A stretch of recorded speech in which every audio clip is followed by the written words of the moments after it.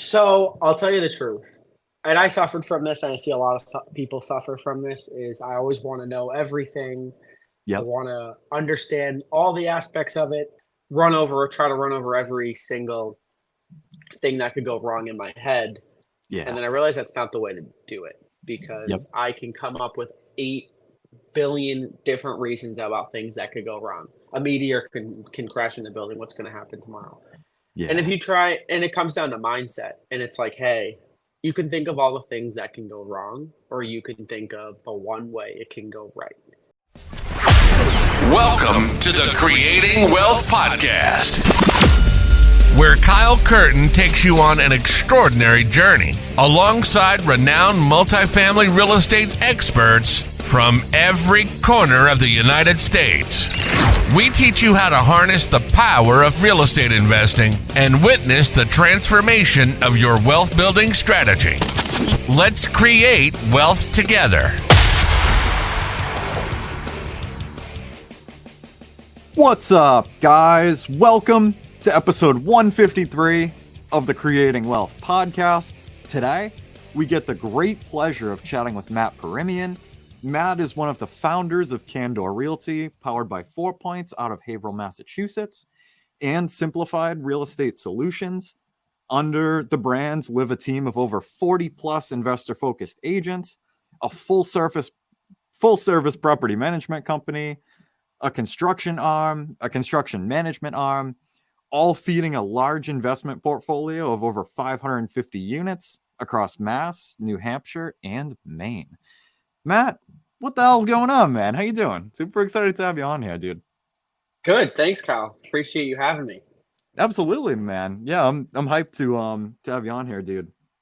Especially so, guys. One of the reasons why I'm very excited to have Matt on. I mean, there's a bunch in general, but as well because we just had John Babacci on a little bit before this, so it's going to be cool to kind of have similar type of conversation from a different set of eyes, a little bit of a different perspective within the same ecosystem.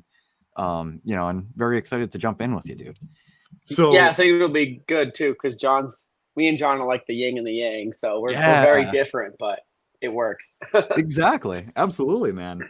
But yeah, dude. So, I'll usually, let people jump into like their story pretty much from anywhere you want to jump in, man. You know what I mean? I joke around with people about like, oh, tell me about like your like Little League World Series from like 2007 or, whatever, or jumping into the industry for the first time. Like the floor is yours, man. Wherever you want to, start. We'll skip Little League World Series. I didn't go that well, but there were too many of those. So yeah, we'll jump forward a couple of years. So yeah, I guess I'll start when I graduated college. We'll do a quick synopsis. So I went to Suffolk University to get a finance degree, went to go work at a big bank, realized that this was not the life that I wanted to live. So I got into real estate. I got my real estate license in 2017, and I started working at a commercial firm. We worked on some big deals for about a year and a half. I thought I was going to get a huge deal closed. I was going to get a big payday because up until that, I hadn't had any deals close. At the closing table, that deal had fallen apart. A lot of it was definitely due to my inexperience as a new agent. Mhm. But at that point, I had worked a year and a half and not made any money. So I had to figure out a way to make money quickly. So I ended up. Yeah, that was legal. Exactly. So that's when I actually joined Chinati Realty Group. And that's where me and John met each other. And a lot of the managers there were like, oh, you guys have to sell single family homes. And I wasn't really feeling it. Didn't really click with me. Didn't resonate. Didn't enjoy it very much. Yep. I wanted to work with investors. And they were like, why don't you and John work together? And at the time, I was like, I don't need a partner. I don't want to work with anybody. And then I saw what he was doing. I saw what I was doing.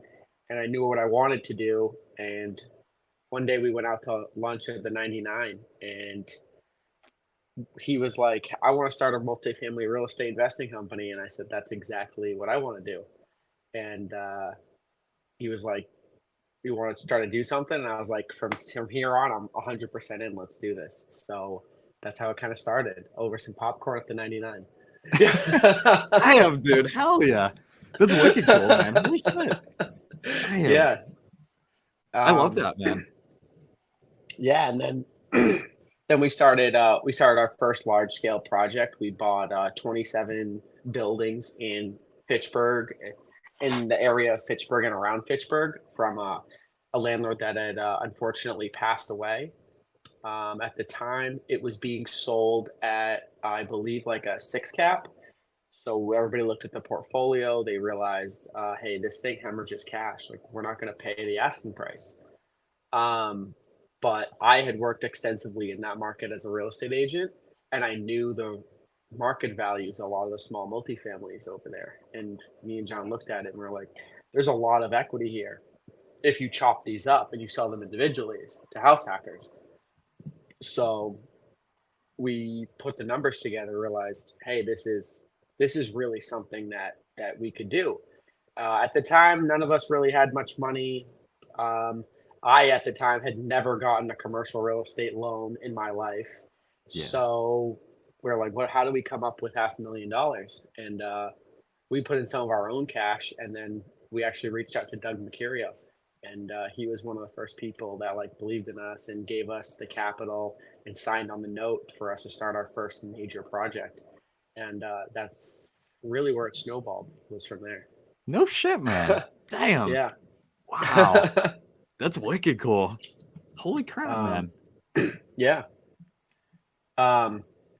So I don't know if you have any questions. I can keep going. No, go right ahead. Yeah. So after that, I always really wanted to do syndication. I had a family friend who did syndication. They're actually one of the biggest syndicators in the Boston, Massachusetts area. Older gentleman. I won't mention his name on here, but that's okay. And I saw the success that guy had, and I was like, wow, like, this guy has it figured out. It sounds like real estate syndication is the way to do this business. And as a kid, I always thought that I would work for him. And then one day I graduated school, and I asked him, hey, can I get a job? And he was kind of like, oh, you can, but he was going to slide me in at the bottom. And I was like, oh, shoot, that's not what I expected was going to happen in my mind. Yeah. I thought I was just going to go under his wing, and maybe I could just instantly learn this whole industry from the ground up. But what he did do is he gave me his prospectus of one of his syndication deals, large syndication deals. And he started introducing me to other people in the area that he used to put his deals together, his lenders, his construction managers, and a lot of the other people who assisted in his deals. And I met them, I sat with them. I had the pieces of the puzzle, but I honestly, at the time, I couldn't execute on it. I didn't really know how to put the pieces of that puzzle together. And then I brought it to John, and I was like, hey, we should do this. And he was like, no, what is this syndication stuff? Let's just stick with what we know. And I kind of would tell him every day. It took me about a year. And then we brought in one of the people that I know. His name was Dan Crowley, to meet up to speak about lending. I think you might have been on that, been to that meetup. That really changed things, because Dan was able to show John and I would say, the flexibility and how you can use large scale Fannie Freddie financing to take down these large deals with non-recourse debt. And that was very eye-opening for both of us. So at that point, we looked at each other, and John's like, go find a deal for us to buy. So I looked everywhere. We had this deal that a lot of people knew about in Lowell that nobody was able to close. I ended up finding the owner, getting his contact directly, because it had been posted on and off LoopNet by different brokers for many years. And at that point, I was like, hey, I got a deal right here. So me and John ended up meeting with him. We locked up the deal, and we're like, okay, we just locked up a $20 million, 132 unit building. We don't really have much cash. How are we going to do this?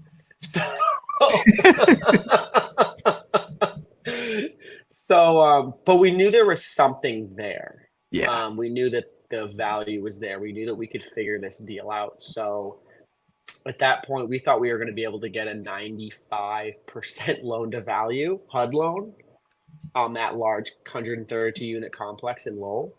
Damn. And yeah, so we're like, oh, we can figure out how to raise 5% down on that. What's the math? It's like $1 million. I was like, oh, we could raise $1 million. I mean, we had just done that deal in Fitchburg where the gross profit was well over $1 million. So we thought we could raise $1 million relatively easily. So we started progressing with that plan forward with that 95% loan to value HUD product, and we realized that it was extremely difficult to get done. The underwriting requirements, it's like pulling teeth. It's very, very, very difficult. So we kind of hit a roadblock there. We're like, what do we do? At that point, I went to my contact who was the large syndicator out of Boston, and John and I sat with him and had lunch. And we're like, hey, this is what we're trying to do. It doesn't work. We're running into issues. Can you help us? And he looked at us and he goes, basically, he's like, you guys are dumb. Like, do X, Y, Z and you'll solve your problem. And like, he solved our biggest problem for the past like month in like probably 3 seconds. So, and that goes to show the value of your network and the people that you know tremendously. That was a big turning point. So he put us in contact with a Fannie Freddie lender who wasn't through HUD. Guy understood what we were trying to do. At that point, we instead of needed $1 million, we needed to raise $5 million because we needed to do 20% down plus some cash reserves and money for due diligence, things like that. That's when we brought on 2 other partners at the time who ended up being Todd Wheatley and Nate Janino, and they really helped us out a lot in between the 4 of us. And a year's time and John's ability to connect with the seller who would threaten his life in the morning before he had his medication, and then after his medication kicked in, he'd be like, "Oh, John, you're like my sons." John was able to. Oh boy!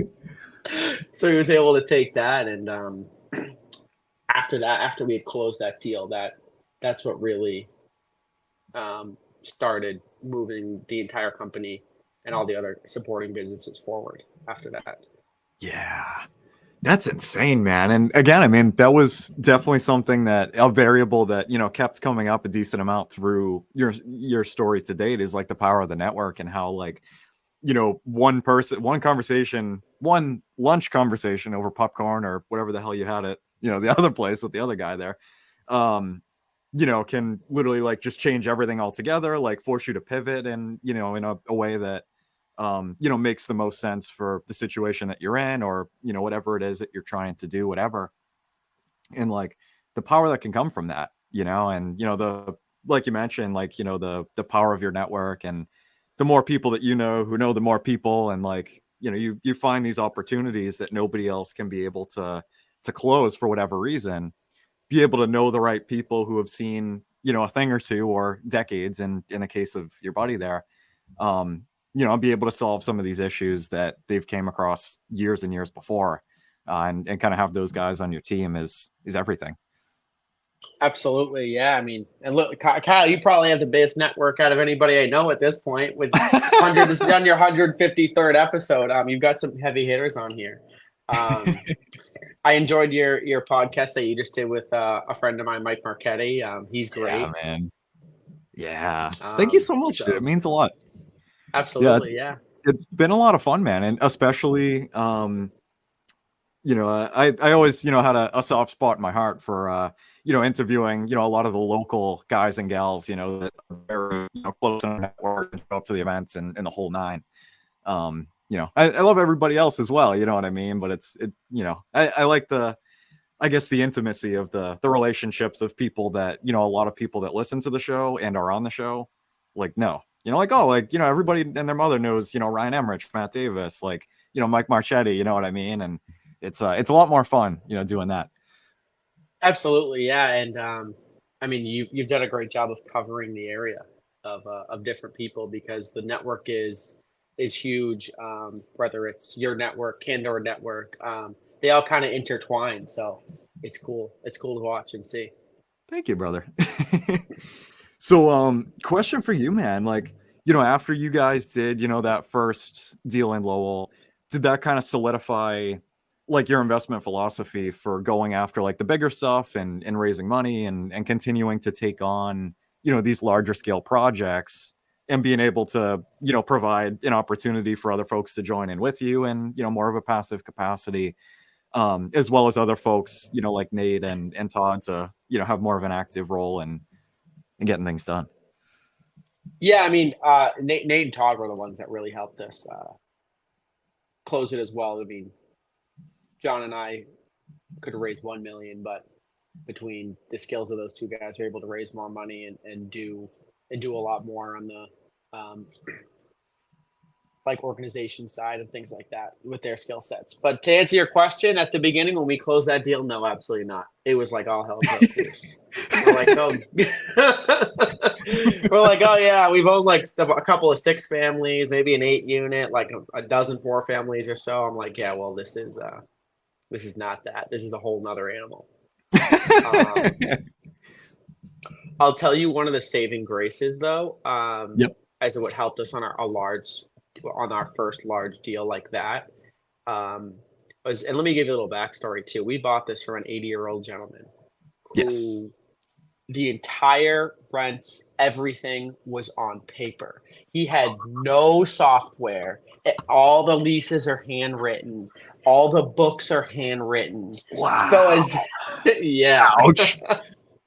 So, and then we actually weren't allowed because it was a Fannie Freddie loan, and the lender, we had experience managing like scattered site portfolios of about 60 units. Yep. But the lender wouldn't allow us to manage that single asset, because they said you guys don't have the experience managing large scale single assets. So we had to hire a third party. Gotcha. And we brought on that third party. They were like, "What is this? You guys have to take 132 written leases and a whole bunch of written expenses, and they had to convert that over to a platform, a management software platform." So that was brutal. Yeah, I can imagine. But it was difficult, but I'll tell you the truth, Kyle, is that was one of the reasons why we were able to create so much value so quickly. Yeah. Because a large REIT, they wouldn't be able to get in there into the weeds and try and do that and take an old tired landlord's handwritten books and convert it. I don't think they'd want to do that, to be honest with you. So that was one of the turning points for us. But after about the first 6 months, we were turning units, we were raising rents, we were renovating units. It was super scary. Every day I'd probably go to sleep, stare at the ceiling and say, what if this doesn't work? Like, what am I going to do? Yeah. But I think that's what makes it fun. Because I think a lot of times, I mean, I've done well over 100 deals at this point, and the deals that I can go to sleep with confidently, and I'm like, oh, well, this is a slam dunk. Like, you're never going to lose. Those are the deals that sometimes you lose on. It's the ones that you are scared about, from my experience anyway, that sometimes turn out better. So, kind of like that artificial confidence. Oh, I got this first deal, I can't lose. And you're like, oh, well. Shit. Yeah, exactly. Yeah. No, that's awesome advice too, man. You know what I mean? Especially, for a lot of folks that might be, going from like the residential to the commercial side and like making a jump, from 4 to 6 units or whatever, 10 units, whatever the frick. Or, maybe like doing their first syndication or whatever, like, biting off a bite of that bigger apple that you've never, or, maybe haven't dabbled with as much. And, I guess like take us kind of through, this is a tiny bit of a selfish question too. And I'll tell you why probably after the show about a conversation I had last night with somebody, but, take us kind of through like, in that comfortable spot, right? Where like, you guys had taken down the Fitchburg Leominster portfolio, with the scattered sites, I assume like 2 to like 4 units, like a bunch of, buildings all over, or? Yeah, exactly. Okay. Very similar to that. 2 to 6. Gotcha. Okay. So taking a lot of those smaller assets within that portfolio to, jumping up to this different flavor of that, same type of vehicle, but having it be, a lot of units under one roof. And I guess what I'm trying to ask, man, is like, I guess like mentally and having that, like artificial confidence or whatever it might be, that like this is gonna work, and like, making sure your numbers are straight and all that stuff. Like, is it one of those things where like, you almost have to kind of like push yourself a bit to like be like, all right, dude, like the numbers work, like just, this is like the next thing, you know what I mean? To kind of like, I don't know, I guess like have the confidence to take a leap instead of staying in a comfortable position. If that makes any sense at all. Yeah, no, that makes perfect sense. No, it makes perfect sense. So I'll tell you the truth. And I suffered from this, and I see a lot of people suffer from this, is I always want to know everything. I want to understand all the aspects of it, try to run over every single thing that could go wrong in my head. Yeah. And then I realized that's not the way to do it, because I can come up with 8 billion different reasons about things that could go wrong. A meteor can crash in the building. What's going to happen tomorrow? Yeah. And if you try, and it comes down to mindset, and it's like, hey, you can think of all the things that can go wrong, or you can think of the one way it can go right. Yeah. And especially in somebody like your situation, just send it. I mean, you're young. Not that you have nothing, but like, you don't have a lot to lose. Like, you don't have a family to support right now. So right now is the time to take those risks. And you're not going to know the answer to the problems, and that's fine. But the thing is you know who to get the answers from. You have a massive network. You can answer any question that you need in relatively short order. So I say just go out there and just go try to find the biggest problem you can, and then use your skills rather than try and figure out, oh, how do I do all this? Just use your skills to try and figure out who can I call to solve X problem. Yeah. And, I love that, man. Yeah, because you got so much power in the network. One person, no matter who it is, even if you find the smartest real estate guy in the whole world, he's not going to know close to as much as all the people that you have access to. So, yeah, that's super good advice, man. Thank you very much. Yeah, and I think that's something that definitely applies to a lot of other people out there as well. Like, like. Yeah, I mean, like just the more people that like to be able to, I guess maybe like I don't even know how to like describe it, but I guess like to be able to kind of like mentally sit down and be like, oh, like I have these folks that I've had conversations with and whatever, I'm friendly with, whatever it is, that have done XYZ, these guys that have done a bunch of flips, at the same time, whatever, they've managed it all. Like these vendors, legal assistants, you get your attorneys and whatever, like. Having that team around you, even if it is very indirect, to be able to, like just go to for advice and whatever the situation is, and just leverage all that, and kind of like the, who, not how, type of mentality. So my advice is just do it. Lock the deal up.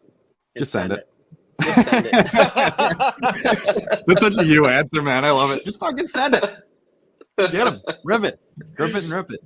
150 units, 100 units, 1,000 units. Just lock it up. You'll figure it out later. Exactly. Yeah, man. That's awesome. So how, nowadays, man, right? After, a lot of those, a few of those types of deals have gone through and that type of thing, where are you guys at? And guys, definitely, refer back to the episode that I did with John not too long ago. To be able to get, another perspective on this same type of thing. Like, how are you guys, navigating the current climate? Like, are you guys, still, actively looking for, the larger type of assets, or, maybe going after things for like smaller hits of equity injection and then sell it and just move on and keep going slow? I guess kind of like, has your investment philosophy shifted at all than what it was in the past, like couple years with like debt rates pretty much tripled. Yeah. Like how are you guys kind of navigating the climate now?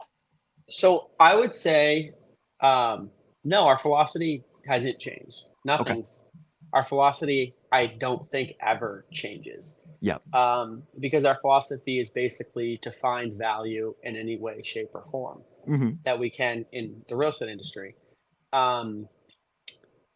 So what's different now is we haven't really bought anything large to buy and hold for about 1.5 to 2 years at this point. But we still look at opportunities on a daily basis. We've had deals every day. We look at different deals. It's just that we haven't been able to find the value in those deals because the market's been super, super competitive.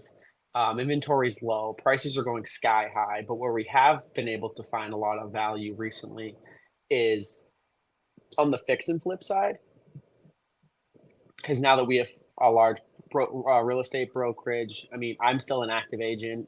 I still work in the field, whether it's networking with agents, doing deals. We really have our finger on the pulse of a lot of these local markets. So we've been able to identify a lot of times before anyone else some big opportunities on the fix and flip side.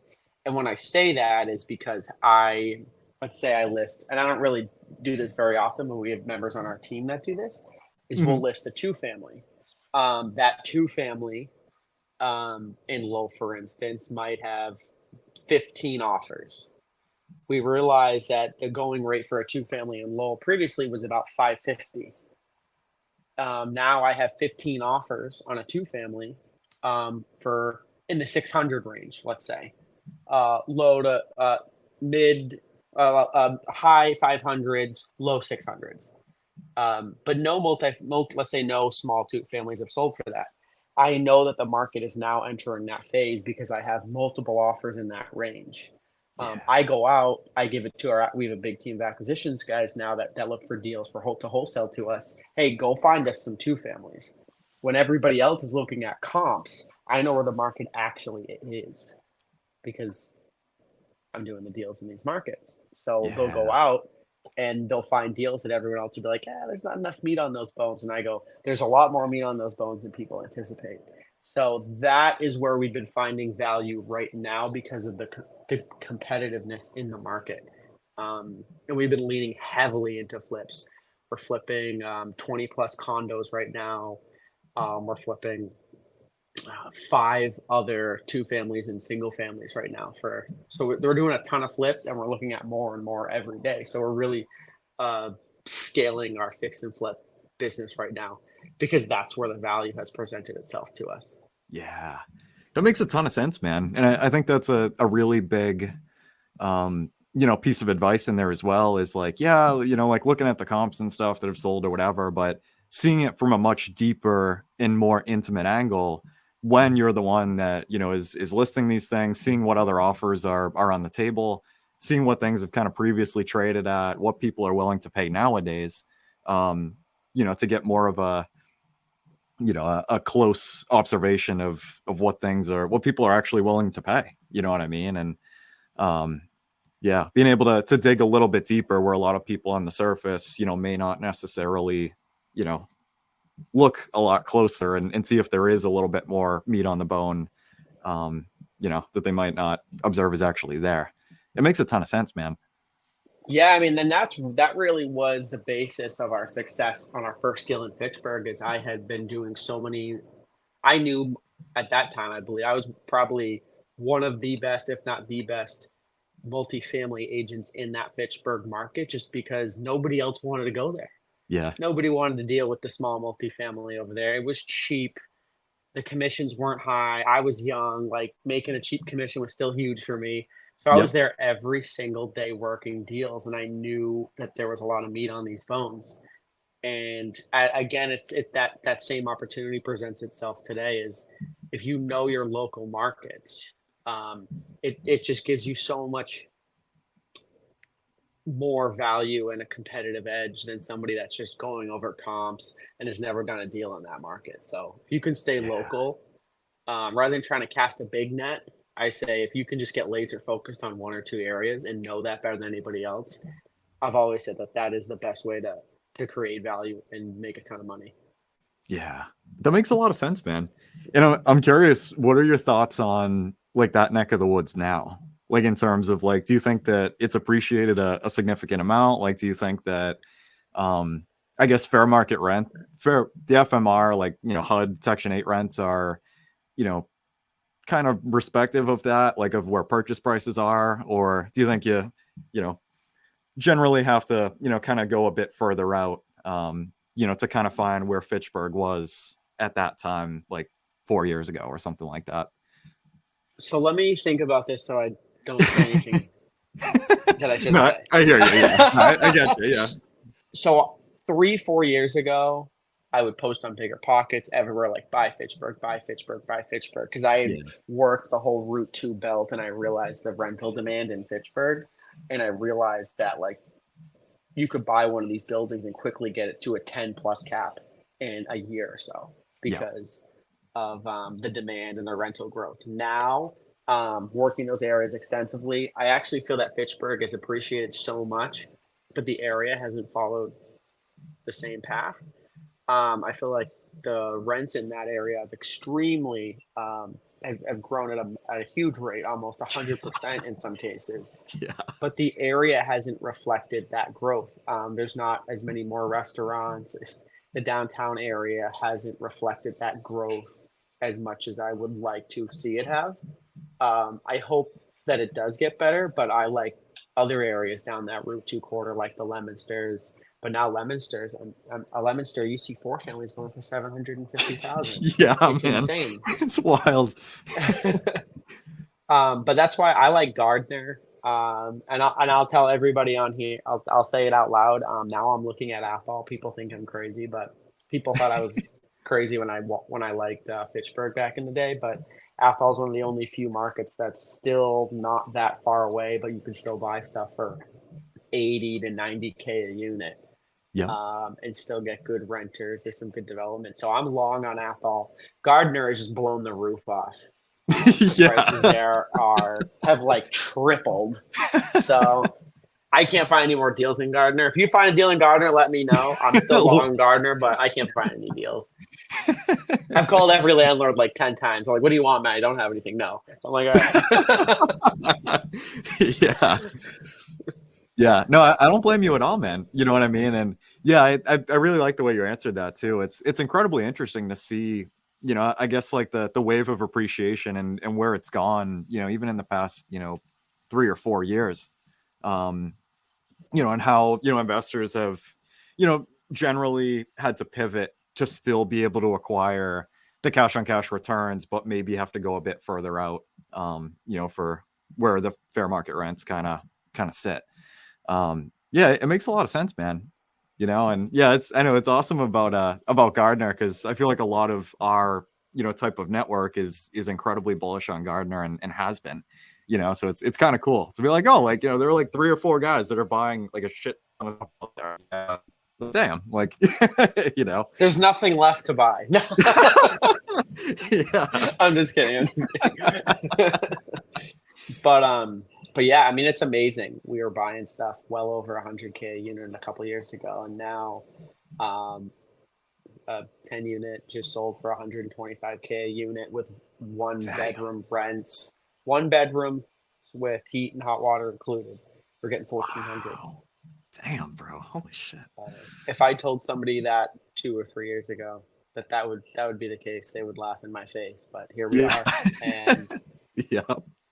Because I mean, I don't know about you. I mean, now I invest a lot of times, or I look at deals based on feelings, which isn't a terribly good thing. I get yelled at by John sometimes, but I can just walk into a market. It's just a semi-local market, and it's, how do I feel? Is this area safe? Do I feel safe walking down the street? Are there nice places to go? Can I go get a coffee without feeling threatened, without people coming up to me, maybe asking me for money or harassing me? And that's really how I gauge a lot of the deals now. Obviously the numbers too, but from a long-term standpoint is, would I live here myself? Do I like it here? And it's helped me out a lot. So sometimes if you trust your gut, like go with your gut feeling is what I can say. Yeah. I know a lot of guys are really stuck in the spreadsheets, but at the end of the day, the spreadsheets can only tell you so much. There's a lot of non-tangible aspects to a deal that people may not take into consideration. Mm-hmm. Yeah, I think it makes a ton of sense, man. And especially like, do you like to kind of dig into like the master plans and stuff for especially some of those like tertiary kind of markets, like see what the hell's going on, like, what they're, I mean, like population growth, like that kind of stuff. Kind of see like where it's trending, you know, Kind historically, I of guess. yes and no. I used to do it more. Hmm. And I'll tell you the truth is because I'm not going to name any names or say, but Yeah. we were looking at doing a project in the town. And we presented the project and it aligned perfectly with their master plan. We actually worked with the mayor and a number of people in like the economic, I forget the Development, whatever. yeah, economic development committee and things like that in the town to propose a project that aligned perfectly with their master plan. And we presented it and they shut it down. And it was kind of like it gave me no faith in the cities anymore because it's like, okay, you present a project that is exactly what you want, and because of a couple of guys that don't want to lose their deer hunting spot, Yep. you're going to shoot down this mega project, like, and Yeah. that's where I thought it didn't make any sense, where we are trying to put like hundreds of jobs and millions of dollars of tax money back into the city, and because of a couple people's opinion, they're going to say no. So to answer your question, no, I don't, and those are the Yeah. kinds of things that actually bother me the most.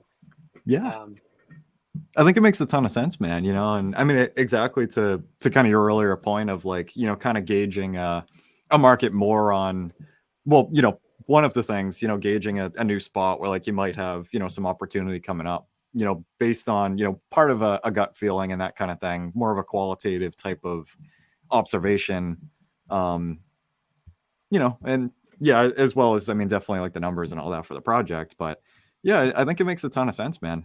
You know what I mean? And it's like some of those details that like, the, numbers and, the historical like data and like some of that stuff, might be able to say, but, it's not a gut feeling. It's not like a, that like vibe. I don't even know how to describe it, I guess. But yeah, man. I would put it as if I'm looking for the long term, like a deal that I would hold for a while, I would say I kind of look at it as A, would I live here? And B, would I live here and be happy? And C, would I put a family member there to live? And if all three of those are yes, then I do it. If I wouldn't put my own mother living in a place, that just says a lot about the deal. Then I take that into consideration tremendously. So Yeah. Yeah, no, that's huge advice, man. Absolutely. Definitely, man. Yeah, no, that's awesome. Yeah, so I love it, man. It's incredibly cool stuff, that you guys got going on and everything. And I guess what's next, man? Like just, continuing to pump away, going across, hitting on the like the smaller, shorter term flip kind of side, continuing to have that pump, as well as looking for the bigger stuff, trying to find some stuff that, you can inject some value into and just kind of rip. yeah, so this is what I'm thinking for the Mhm. future right now is a lot of people are not paying attention to the new stretch code, the new building code that's going into effect in July. Um, it's going to cost, in my opinion, probably 20+% more now to build a home to meet the new energy requirements. They have to be like extremely insulated windows. Your R value of the insulation in your home has to be very high, whether you spray foam it or putting extra bats. So now that we already have a housing crisis in this country, and millions of people are coming into this country every month, so that problem is getting worse, and we're not Yeah. building enough supply to meet those demands.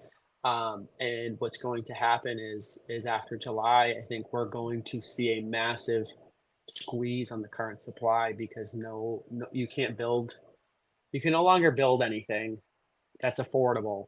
So unless you're rich, um, I don't think you're going to be able to own anything new construction or unless it's subsidized by the state or the federal government in some way. And I see that's going to be a crunch for right now, and it's going to even push prices higher because the demand's going to increase and there's not going to be much new supply. So I think we're going to start leaning heavily into the fix and flips as well. We're always going to be considering to look at the new construction potential or renovating older buildings if we can.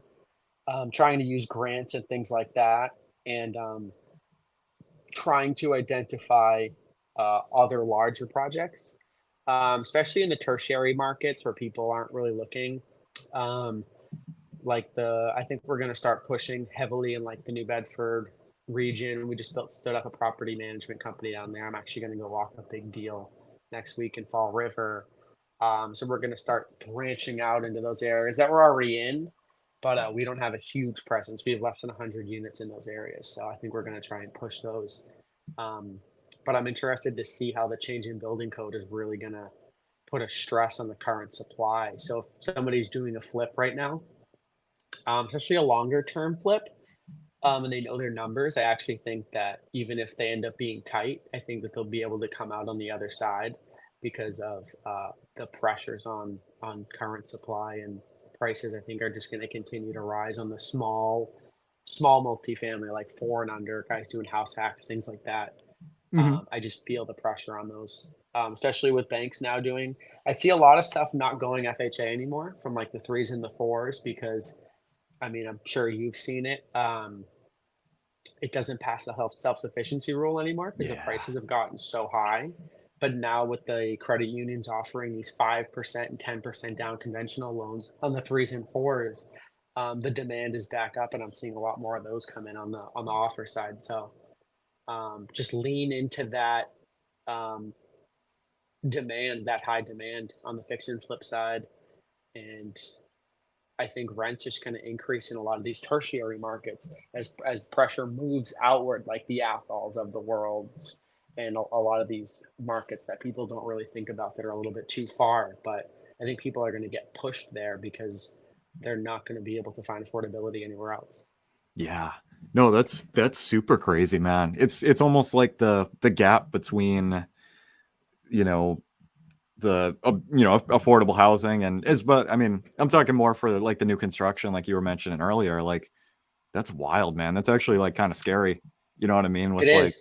That's terrifying. And not many people are paying attention to it. And I don't know if it's inappropriate to bring this up, but a lot of the state and local governments are kind of putting pressure on landlords to take in a lot of refugees, and they're paying a lot more for rent for those units than they would get otherwise. So it's definitely changing the market significantly, and it's putting a lot of pressure on the current renter who might not pay that or be able to provide that guarantee that they'll be able to collect the rent as the federal government would. So the environment's changing significantly, and for the average renter, I feel bad for them because they're getting there's a lot of pressure.